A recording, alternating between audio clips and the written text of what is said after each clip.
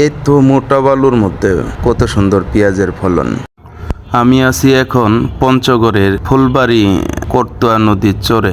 আমরা তো সাধারণত পেঁয়াজ দোআঁশ মাটিতে চাষাবাদ করতে দেখেছি, কিন্তু এই মোটা বালুতে পেঁয়াজের ফলন যে এত সুন্দর হয়, তো আজকে দেখলাম। শুধু পেঁয়াজ না, সব ধরনের ফসল এই চরে বিভিন্ন ধরনের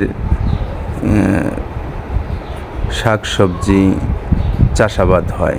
যেমন এই যে নাফা শাক, পেঁয়াজ, রসুন, পাশাপাশি ধানেরও যা শুনলাম এখানে ধানেরও নাকি বাম্পার ফলন হয়, খুব সুন্দর ফসল হয় এই জায়গায়। এটা মূলত করতোয়া নদী। এই নদী ভাঙ্গাগড়া নদী। এই নদী এক পাশে ভাঙ্গে, আরেক পাশে গড়ে। এই গড়া চরটার মধ্যে এই সুন্দর ফসল ফলায় দেখেছে। এখানে পেঁয়াজ, রসুন ছাড়াও বিভিন্ন ধরনের শাকসবজির চাষাবাদ করছে। পাশাপাশি ধানও রোপণ করা হয়েছে। তো ধানও নাকি খুব সুন্দর ফলন হয়। তো আমি একটা জিনিস বুঝতে পারতেছি না যে দোআঁশ বা এঁটেল মাটিতে যে ফলন হয় এই কোনো অংশে কম হয় না।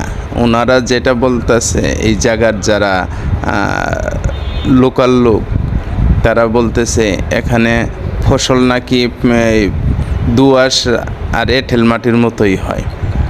এ তো বালুর মধ্যে এত সুন্দর ফসল ফলানো, সত্যি বলতে আমার কাছে খুব অসাধারণ লাগতেছে। তাও আবার সব ধরনের ফসল। এই নদী বছরে বছর যেভাবে ভাঙ্গন সৃষ্টি করে, ওই পারের বাড়িঘর যাদের, তারা মূলত খুব আতঙ্কিত, ভয়ে ভয়ে আছে।